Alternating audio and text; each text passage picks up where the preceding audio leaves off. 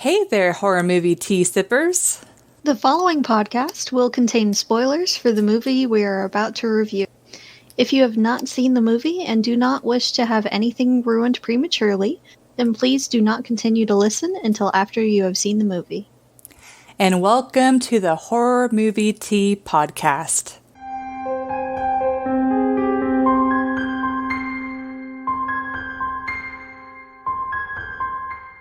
All right, guys, so this week we are covering The Possession. And since you know more about this, Jessica, would you like to start us off? I really like this movie, but before we get into it, what kind of tea are you drinking? I am drinking half and half. And so for those who don't know, that is half sweet tea and half lemonade. Or is it half unsweet tea? I don't know. Depends on how you order it. I don't remember how I ordered it. I just got sweet or not. I mean, okay, yeah. It's half sweet tea and half lemonade. Great start. Oh my god. Cool. Well, I've had a Wednesday and a half, so I am having some black tea with a little bit of peach crown in it. Ooh. It is Whiskey Wednesday, guys. And so I regret nothing. I wouldn't either. So for the summary of this movie, I don't know, it's about this dad who recently got divorced, and he is watching his two kids, and his youngest kid comes across a box. Was it like an estate sale that they came across? It was a yard sale. Okay. The owner of the box, the old lady in the very beginning, whatever was in the box harmed her. And yeah. So they've now incurred quite a bit of medical expenses. Because she's not dead. They do show her later. But she is hurt. Very. It's in this hurt. So, to help with the bills, they are having a yard sale. And the dad tells him, get whatever. He's trying to bond with them a little bit and make them feel a little bit better about the whole situation. So the youngest one comes across a box, thinks it's cool, and they end up taking it home with them. And then more weird stuff happens. And we figure out that the box, or the thing that's in the box, is trying to possess the little girl. Yep. And then weird shit happens. Yes. Demons, possessions. It's called The Possession. So you'd hope that'd be at least one thing that I mean, it tells you what's coming in the title. The dad figures out that something's not right. He goes to, interestingly enough, a Jewish rabbi. I don't know. It seems like in the majority of possession movies, it's like Catholic priest. But he went to them because he saw a professor that is good with, he's some kind of anthropologist or something. He deals with a lot of written language and all. So he took it to him for his expertise. There was a lot of carving on the box, and the professor identified it as Hebrew. Oh, yeah. So that's why he went to a rabbi, because that's their language. That's what they deal in. So he went to someone that is more knowledgeable and would be able to potentially assist with the whole situation. So that's why he didn't go to like a Catholic church or something like that. He went to someone that deals in this language. That makes... And they were scared of a box. Do you want to start us off on the entertainment scale? Well, I know you're going to harsh my vibe, but I really like this movie. It's not really scary, but it has some intense moments, and it does have some creep factor to it. They don't rely heavily on jump scares. I really think this is like right before the era of jump scares. This is before it really became a thing. Yeah. So there were some scenes that I really liked. They did really well. So I'm going to give it an 8.5.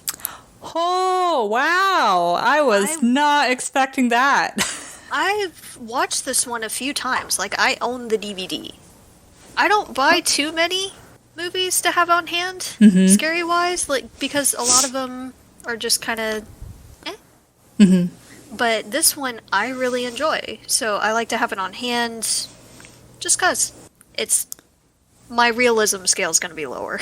I'll preface that. Realism's going to be a little lower, but I enjoy it. It's entertaining. I like this movie. Well, that's the important part. That's the whole point, right? Yep. It's like if you're paying money to see it, you might as well enjoy it. Exactly.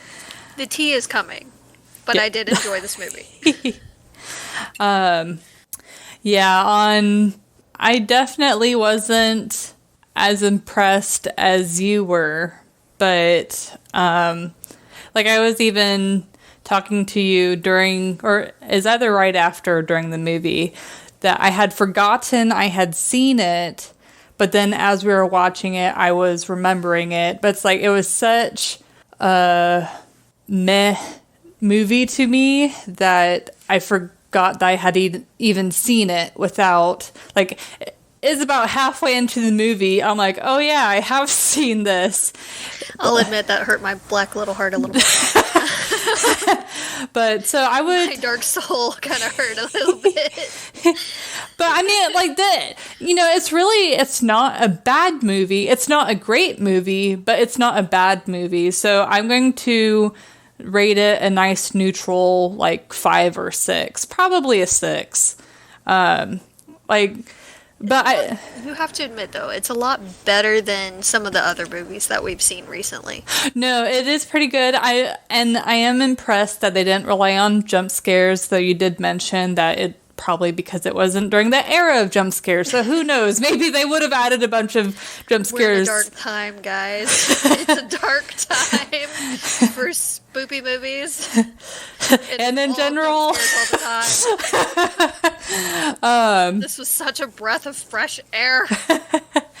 But yeah, they were good at bringing up the creep factor. Like, there was never a moment in the movie that I was legitimately scared. But I mean, you heard a few reactions from me. I definitely got creeped out a couple of times. Yeah. And there is a difference. There is a difference between scared and creeped out. Mm-hmm. It's a different genre, I feel like. And I did tell you beforehand that it's not scary. Yeah. I did. There was a disclaimer before we started the movie. Meh. I told you it wasn't scary. I want spooks. And it wasn't. But I did also tell you that it had some good creep factor in a couple of the scenes, which it did. Mm-hmm. So I never lied to you. You did not. So on that topic of creep factor scenes, what was your favorite creep factor scene? Because you know mine. I think either the scene that creeped you out with the dead bodies, or in the morgue, and the red lighting, like, they definitely were very purposeful with that scene. They were, and I loved it. But I think also the scene where Brett, the boyfriend, where he loses his teeth. Oh, God. That one was pretty good, too. Yeah, that one's good. That one's gross. Well, it's nice because it doesn't... it's a very slow burn. It doesn't make you realize immediately that he's losing his teeth. And then whenever it happens, you're just fucking horrified because you get to see his mouth without his teeth. Yes. And also, it does make sense that that's what the demon went for. He is a dentist. Like, that's what he does. Mm-hmm. That's what he makes his living on. And who's going to trust a dentist whose teeth are crap? Yeah. Or missing altogether. So, I mean, it was creepy in more than one way. Yeah. In that scene. Yeah. Again, they didn't rely too heavily on, like, a jump scare, so they didn't... Their music at times was a little loud, but it didn't really detract that much. It went along with the scene. Yeah. Though I will say the rabbi, or whoever it is that plays the rabbi, he is a horrible actor. Yeah. The entire time is like he's just reading his lines, and then whenever he's doing the exorcism and he was yelling out the demon's name, I was so annoyed. I'm like, shut up! Well, he was calling it out, so I understand that one. It seemed a little forced. It did. And I'm not going to dispute your claim. He wasn't that great. It did, especially when he was in the car at the very end. Yeah. It sounded literally like he had the paper in front of him and he was reading off his lines. Yeah. Or it did.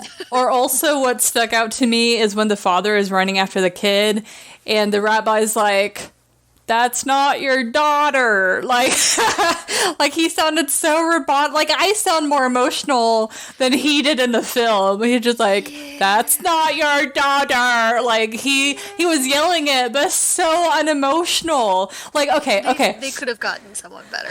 Admittedly. Let me like try my acting skills. Okay. You ready?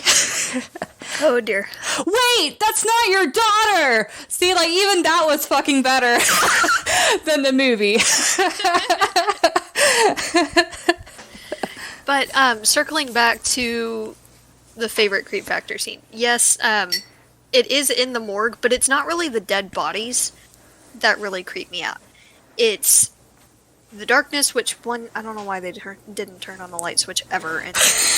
But horror movie logic. There were a few scenes that I'm like, just turn on a light.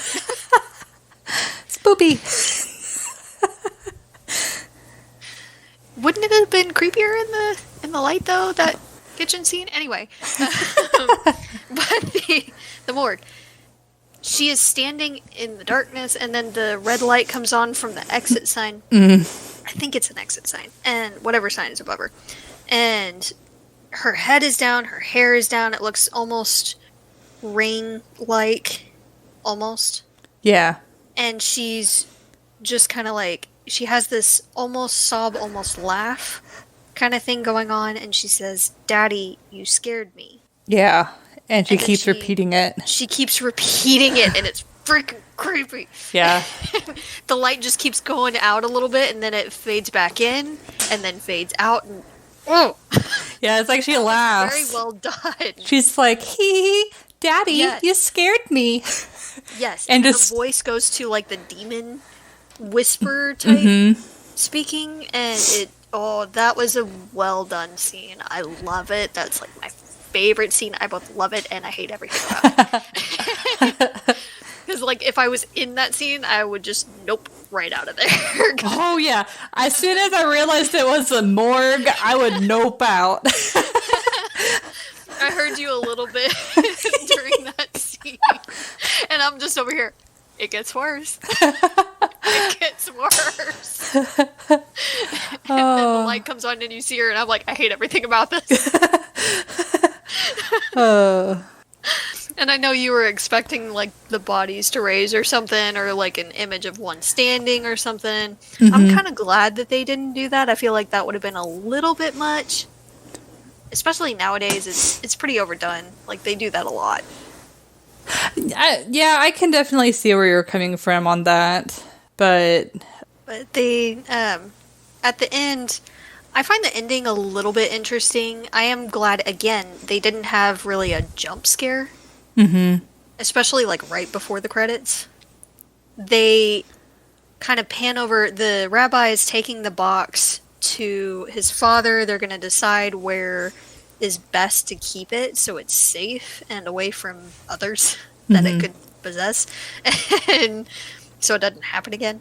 And then he gets T-boned by a truck. A very big, like, commercial truck. Not 18-wheeler quite, but a truck. See, I would almost consider that a jump scare, because it did happen suddenly. Almost, but you do see it coming. Yeah. Like, they weren't zoomed in so close to the car that you couldn't see it out of the peripheral vision. There's a fairly wide-angle shot, and you can see it coming down the street. It did make me scream, though. Yeah. I mean, look both ways. Safety. How dare you not follow the rules of traffic? But he got T-boned. And his car ends up upside down. Of course, there's a bunch of debris everywhere. People are running to the scene of the accident, see if they can help and all. They're confused. They're in shock. People are screaming, call 911, call the ambulance, whatever. And they just slowly pan over all the debris and wreckage to where the box is. Yeah. Down the street. So, and it's completely intact. So they kind of set it up to where they could potentially make another movie. I'm kind of glad they didn't. Yeah. They just left it ambiguous like that because not all, but a lot of sequels suck. I'd say the majority of sequels suck. Not all. No. But a good number of them. Yes. A very good number of them suck. Yep. So, but it was a good way to end it, I feel like. And again, they didn't have that jump scare at the very, very end, right before the credits, like so many other movies do. Like, you don't need it. Yeah. They just show the box, and then there's credits. That's good. Yeah. That's good. Don't touch it. No touchy. Leave it as is. No touchy. But other honorable mention type scenes, when she's looking at the mirror in her room and the dad's coming into the room and you kind of see her eyes start to go off Was a different way. Yeah, and then you see them like roll in the back of her head. Yeah. Now, I feel like it went a bit much when her whole face started to become kind of distorted. Mm-hmm. I get where they were going with it, but I feel like it was just a little bit much because with just the eyes, you don't necessarily know if it's like a trick of the light or how the mirror is angled or what to make it look like that because it was fairly dirty too. Yeah. But that was pretty good. Mm-hmm. Though, like there were, I mean, you heard me. There was a few scenes that I did burst out laughing. Yes. Like whenever the daughter or Hannah, the older daughter, Right, the older sister. Yeah, starts brushing her teeth, and a whole bunch of bugs just like fly out. Oh my god! Meanwhile, I'm over here. She picks up the toothbrush and starts brushing her teeth. I'm over here. There's no toothpaste on that brush. Yeah, you're concerned. What are you brushing with? Yeah, you're concerned for her dental health. I mean, her mom's boyfriend's a dentist. I think she's in good shape. I mean, but if she's that concerned about the angle in all of her teeth and her overbite, why isn't she concerned with actually brushing correctly? Oh my goodness. Consistency? Hey, I remember being a teenager with braces, and I can tell you, I did not brush my teeth like I should have. Meanwhile, I'm over here literally brushing after every meal because everything felt gross after eating. And I'm over here like mass amounts of toothpaste. I don't know how many tubes of toothpaste I went through. Jesus, you only need a pea size. But I would brush so much. That's the thing. Oh my god, how is your enamel not shot? I would brush multiple times because there was just stuff stuck there and it didn't feel clean. Oh my god. I was almost obsessive about it. Well, and then they even say that you should wait 30 minutes after eating before brushing your teeth because otherwise you're... Huh? Okay, but to be fair, I didn't always have time to wait the full 30 minutes. At school, they don't give you that amount of time. Yeah. But damn. Okay. She was not brushing right. I never realized that you were that sensitive about that. Does it still bother you? Not really. Not really. If there's something like really stuck in there, then yes. but I'm not near as sensitive. It was mainly because whenever I would eat, there was stuff stuck in the braces. Oh, yeah. Yeah, that was pretty nasty. Everywhere. And I hated that people could see that there was stuff stuck in the braces. Yeah. And I hated the way it felt. Yeah. It was just all around and nope. Yep. So that's why. I'm not that obsessive about it now. I do brush frequently. But I'm not like as hardcore obsessive about it as I was when I had braces, where everything would show that it was stuck in my teeth. Well, you know what's funny is Steven was teasing me and being like, have you been brushing your teeth every day? And, you know, since quarantine or whatever. And I'm like, yes, actually, I've been brushing my teeth even more often than because it's like whenever you sit. We're home. Yeah, it's like whenever you sit in your own, like, filth of the day, and then you have to also sit and, like, taste your meal. It's like, ugh. Like, exactly. Needs like, to be clean. You're home. There's no excuse not to have good hygiene. Yeah, yeah. I know some people use it as an excuse not to. We're not those people. I know. It helps keep my mental health, because if I feel like a meat bag, like, covered in dirt, then then I'm not going to do anything. I love you. I mean, that's what we are bags of meat. We're a casing for our skeleton. Oh my god. God, we've gotten way off topic. Yeah, we have. Oh, the possession. Brush your teeth!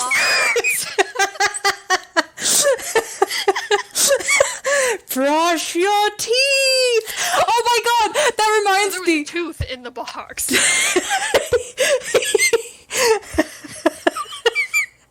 Which is not hygienic at all. And the kid was touching it and holding it frequently. I was like, cool. No. Gross. Well, and plus, didn't she, like, smile or laugh? No, she laughed. She giggled. Yeah, we're like, no. Why? Like, this kid was messed up before she got possessed. Yeah. I guess the first red flag was the fact that she wanted the box in the first place. Yeah. Because it's not like she looked at it and goes, cool. Yeah, because it's not like it was super pretty or attractive. Yeah. It was a plain box, but it was pretty beat up, and it was carved, but it wasn't like in like an intricate design or anything or a picture. It was writing. Like, it was written symbols. You know what would be interesting is to have a possession movie where there's a haunted object, but the object looks very beautiful. Because I feel like there has been one. I can't think of it now. We have a giant list. I will go through it. We do. Eventually. But a lot of those lists, guys, we've seen. So please, please, please keep sending those suggestions. Yes. And I mean, it can be old movies, it can be classics, it can be newer movies. As you guys know, we have no problem watching subtitled movies. Yeah. Yeah. No problem whatsoever. So ooh. if it's like an obscure foreign film, send it. I have an idea for a movie we need to review then. That Asylum movie that we both watched. Oh yeah, I already put it on the list. I don't know what you did? doing. Oh my god. Well, I guess I know what we're reviewing next week. So keep sending those suggestions, guys. Yes, please. Otherwise, we have to suggest it to ourselves. I do actually put them on the list. And we will move the order if need be. Like, if we have an order of things that, you know, it's a tentative order of movies that we're going to watch and review. If y'all suggest it, I'm putting that thing number one. Close to the top. Yeah. Practically number one priority. Yes. Now, since we record ahead of time, it might take a little bit. Yeah, for you to see the post, but mark my word, we will get it done. Oh, it'll be there. I promise you it'll be there. So let's get to the realism scale. Oh, Lord. This is where it just dives down right into a shithole. I mean, okay, again, we have seen worse. We have. Yes. And keep in mind, as much as it grates against us, there does have to be some level of stupidity for a horror movie to happen, period. Mm-hmm. Okay, this is... There's a point. This There's is... a limit.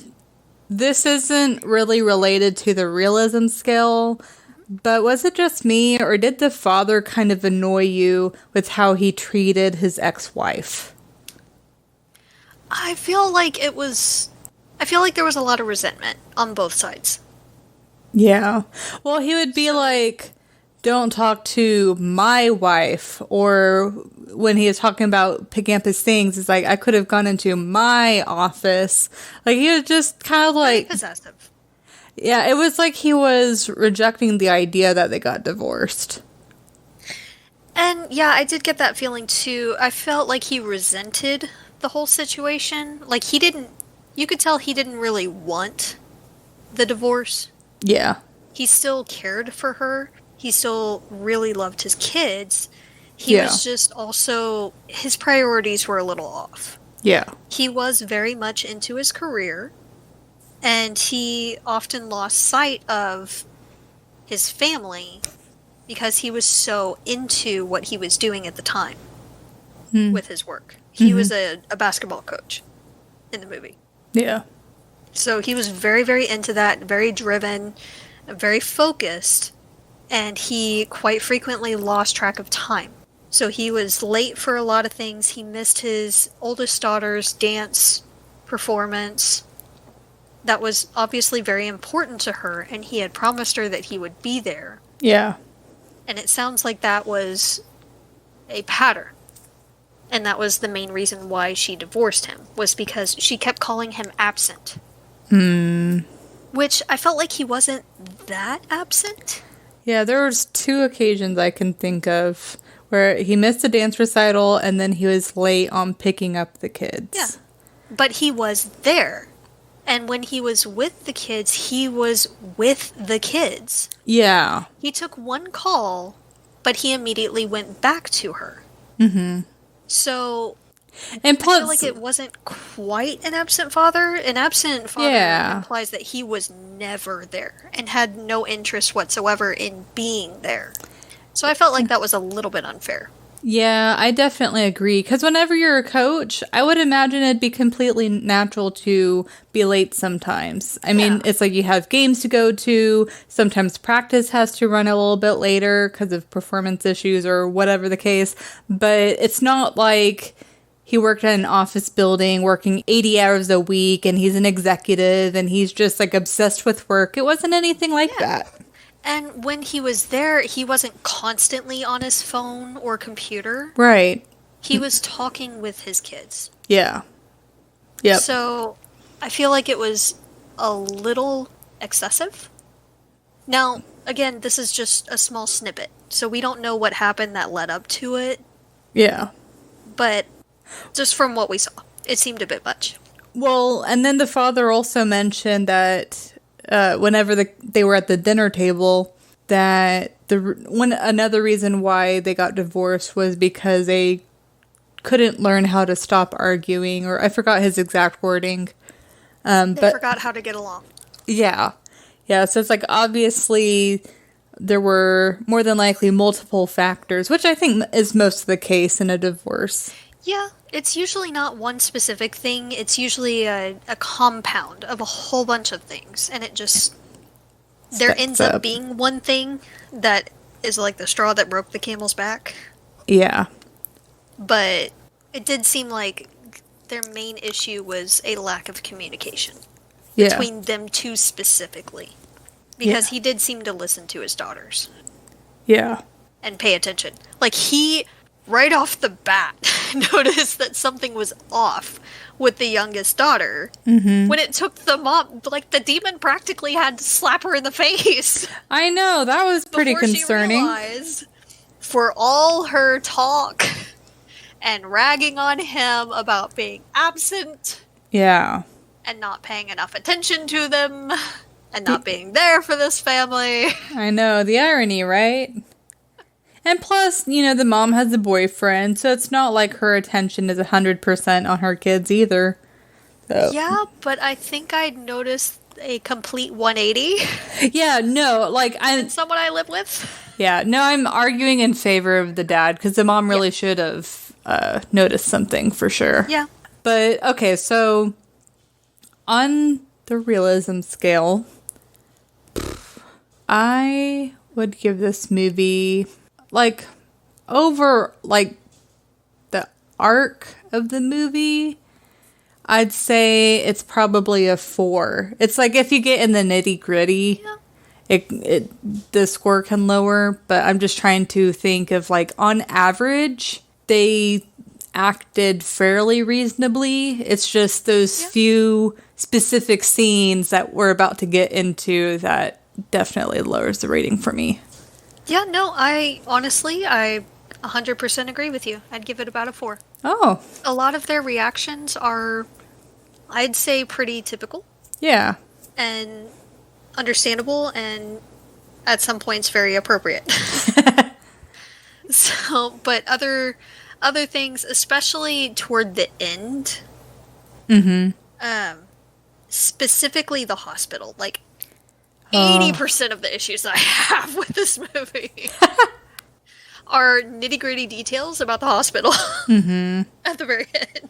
Yeah. But that's just me. Well, like, you were talking about how they were just able to carry the daughter and to exercise her. It's like there would have been someone watching them. She would have been on a monitor. It's like no one would just let them walk around freely. Because, I mean, it's one thing, they're concerned about patient safety, of course, but also the fact that, a lot of people will try and steal from hospitals, like medication and things like that. And then another thing that I just now got to thinking of is in the morgue, I'm pretty sure that even in a large hospital, they don't leave the bodies out like that. Like, they have refrigeration units that they will put them in. I was thinking that too. It does add to the unsettling creep factor. Because just like you were, like, it'll make people think that one of them is going to raise up or move or something. And that adds to the creepiness of that whole scene. For sure. But it is very unrealistic. Even if they don't put them in the individual slabs, the cooler slabs. And I don't know the technical term. If one of y'all do, please let me know. I'm kind of curious now. But even if they don't have those, they would have a large temperature-controlled room that they can put all of them in. Yeah. And plus, so that they don't decompose further. And plus, they normally wouldn't do any sheets. It'd be in actual body bags. And then we're also, like, during the movie, we're talking about how they showed, like, an arm sticking out or a face completely uncovered. It's like in a morgue, they are so stringent because they tag you, they know exactly where you are because they're trying to prevent accidentally mixing up the bodies, because that would be horrible for the families and the hospital's reputation, etc. But so many messed up protocols. It's like they're not going to just let the bodies lay, like, over the table. Like, they're going to treat it very respectfully and professionally. Also, it's going to be a very secure area. Yes. Like, there'll probably at least be a guard patrolling. At least. So, one, where is the freaking staff I know. in this hospital? Like, I didn't see near as many nurses as there normally are. Mm-hmm. I didn't see one single janitor, which I call bull on. I didn't see any doctors doing their rounds. I didn't see any security anywhere. I didn't see any really locked doors or blocked off areas. Yeah. And they block off a lot of areas and are very, very strict on the security of those areas. Like, there are many places that you have to be buzzed in or let into to be able to go to those specific rooms. Mm-hmm. And you'd think that the morgue would be one of those places. That would definitely be one of them. That would definitely be one of them. Yep. Yep. They don't just keep bodies there, they keep a lot of records there, too. Mm-hmm. Typically, specifically, of those bodies, but also of different samples and things. They are usually either part of the lab that does a lot of the testing, or they're very near it. Mm-hmm. So, and they have tests of their own that they have to run on a lot of those bodies. So that's a ton of very strict information that they have to keep secure. Yeah. And I did see security cameras everywhere, so where are the effing guards? Anywhere. And a lot of the lights are also...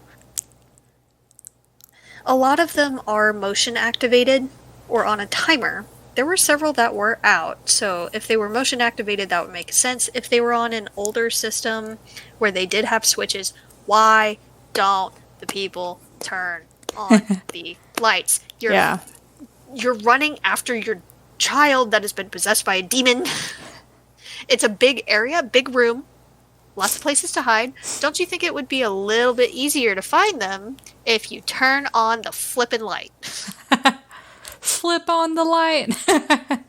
Yeah. It's not hard. They're usually right next to the door. Yeah. Right next to the door. And I don't feel... I do love the scene. But exit signs don't fade in and out like that. They're supposed to stay lit at all times. Like, that's standard protocol anywhere. It's for safety reasons. You have to be able to find it anywhere. Mm-hmm. If it goes out for any reason, then that's an issue. Yeah. That needs to be fixed. Yeah. That's a problem. But as well as flipping on the light in the hospital area when you're trying to find your creepy daughter that's hiding from you. When the mom was hearing the daughter in the kitchen sobbing, you could tell it was one of her daughters. Mm-hmm. You couldn't necessarily tell which one. I'm sure she would. She's the mom. But you can tell it's one of your daughters. Turn on the freaking light. Yeah. Ask her, honey, what's going on? Why are you crying? Are you okay? None of that. None of it. I'm just gonna slowly walk over here and kind of glance and see what the F is going on. And then she turns around with meat in her mouth after she makes a big deal about not eating meat. Yeah. Going vegetarian and all. Like, it was a big thing for her. Yeah. Making posters and everything. Having a petition going. Everything. So, I'd be asking some questions. With the lights on. First of all. But I'd be asking some questions. And then I would probably be getting her in to go see someone. Yeah. Immediately. Yeah. Because that big a shift is not normal. Yeah. But, I mean, overall, I definitely... It's a good movie. And, I know you said that you bought it. It personally wouldn't necessarily be a movie that I watched over and over again. But, seeing it a handful of times would be worth it to me. Yeah. I like it. I watch it now and then. It's not one that I would watch like every year, like a classic for Halloween or something. But every now and then, when I'm not really looking for a scary movie, but kind of a semi-creepy movie, I'll grab it and I'll throw it on. Yeah. I like it. Not very realistic, but I like it. I mean, what horror movie is that realistic? Let's be honest. Truth. They like to play on our imagination, and we love it. But what are some other movies that you guys want us to see? Again, we add them to the list. We'd love to add more. Please tell us which ones you want us to review. And what did you guys think of this movie? How would you rate it? On entertainment and on realism. What are your thoughts? Yeah. We definitely want to know. And then also, if anyone is on Twitter, Instagram, Tumblr, please follow us and spread the word. We've been trying to be pretty active on those, and we haven't really had a lot of activity. So if we could start getting more followers, that'd be pretty cool. We are also not just posting about our podcast. We are posting different quotes from movies, different trivia about other horror movies and things. So pictures of their pets. Tips on tea. Yeah. So, and please, please, please feel free to post on our pictures with the pets, pictures of your pets. Yeah. We love other fur babies and scaly babies. We like snakes and lizards too. We don't discriminate. We got a bunch of fish too. Yes. Please, for the love of God, just don't post spiders. That's all I ask, guys. That's the one thing I ask. Someone will now post a picture of their tarantula or something. And you will then be responsible for that page for all time. Like, it'll be blocked. Just no spiders, please. That's all I ask. But any other pet, literally any other pet ever, is fine. This is fine. But we have decided a benchmark for the movie that I hate the most. I hate everything about it. So, for those of you that know, I do have severe arachnophobia. But if we get to 50 likes, 50 individual likes, don't make separate accounts, guys. That's cheating. Then we will watch and review Arachnophobia. Well, to clarify, 50 likes on Facebook. Yes, on Facebook. 50 likes on Facebook. Individual likes to the page, not on any one specific post. To the page. We will watch and review Arachnophobia. Do it. Share it. Spread the word. I need to witness her horror. Think about it. But I will do it for you guys. So, we'll see you guys then. Keep a lookout on our other posts. On Tuesdays, we will post about the next upcoming podcast. We won't always say what we're doing. You will have to guess sometimes. I feel salty sometimes. You might have to guess. But we'll see you guys next week. Yes. Until then, stay safe and stay spoopy. Bye.